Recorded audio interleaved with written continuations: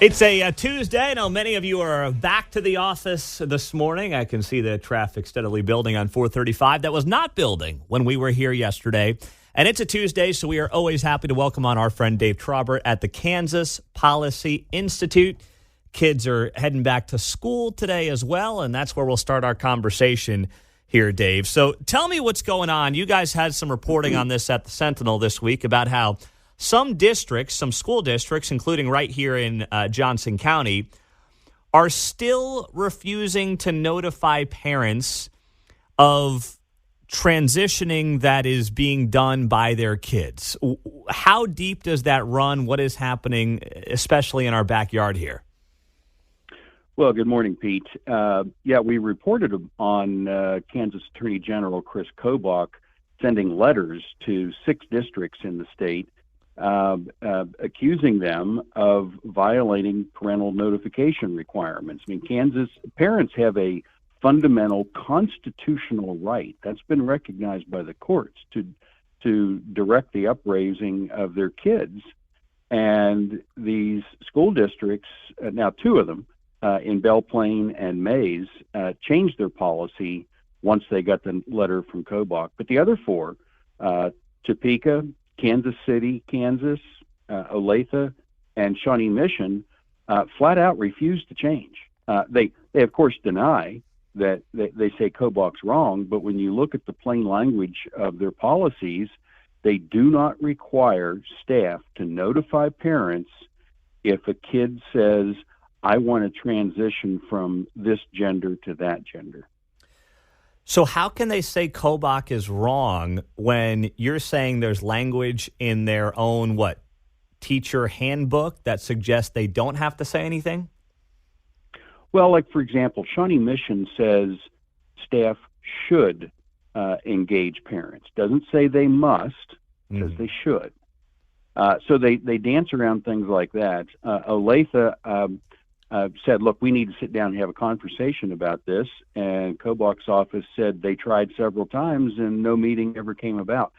Remember, these are the same people who say, oh, no, we don't have kids below grade level because state standards don't measure below grade level. They only measure grade level performance. They would have you believe that every student in Kansas is at or above grade level. State School Board member Ann Ma just told the legislature basically that every student is on track for college and career. You cannot trust what these top-level education officials say. Wow. Okay, so Olathe in particular is just now dodging the Attorney General on this issue after he claims that they are not basically abiding by state law? That's right. Wow. So where does that go from here? I mean, what has Olathe said for itself, if anything at all? Olathe has said nothing, basically, because those meetings haven't taken place. Shawnee Mission, we wrote to all these districts and asked for, so what do you say about this? And Shawnee Mission was the only one who responded, and all they did was send the same letter to us that they provided to Kobach.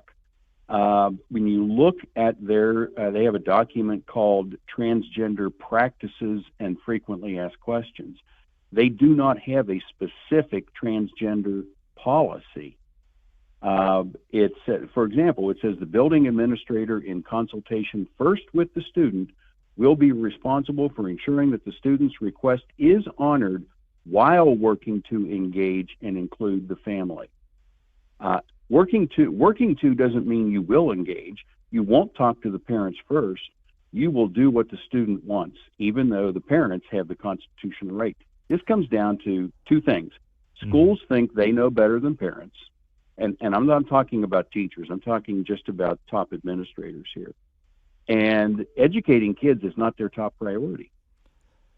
I'd love to see the FAQ. I mean, what the heck is possibly in the FAQ there? Are you kidding me? All right, so do you know how prevalent this is in some of these districts that are being evasive right now? Is there any reporting or any way to see any of those numbers, or would those, for obvious reasons, maybe not be reported and be kept under covers? That would be kept for privacy matters. Okay. Legitimate privacy matters. No. So there's no numbers. You can only go by the policies that the districts have. Gotcha. But when they deny that they're doing what the plain language of their policy says, that they're not interested in doing what's right for students and parents. So what's the next move? Is the Attorney General going to have to, get involved legally, take some legal next step, or what is the next step here? I'm not an attorney. I don't know what Kobach's options are, but knowing him, I would say he's probably not going to just drop this.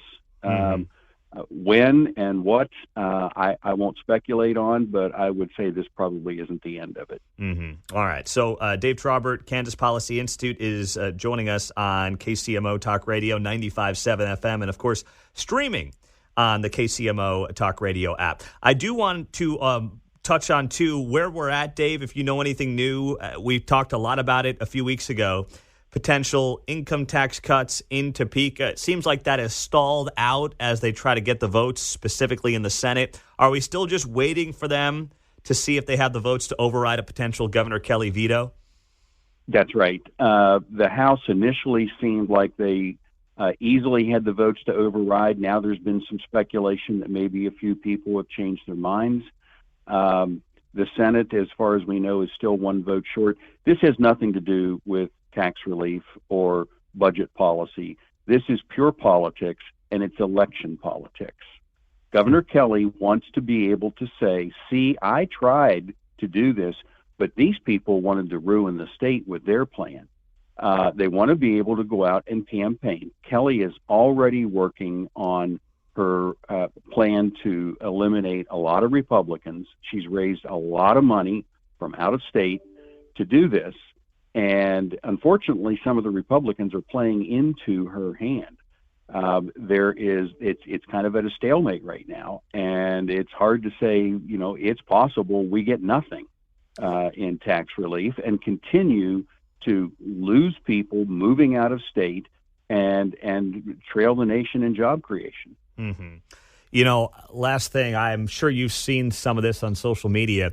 But even I'm a little bit surprised how what happened last Wednesday here in Kansas City at the Super Bowl parade is being used in Johnson County, Kansas, by politicians to advocate for stricter gun laws. I mean, first off, it's not in their state, it's not in their city, it's not in their district, and they're using a tragedy for their own political purposes, in some cases before blood had even dried at that parade last week. I just find that, beyond despicable.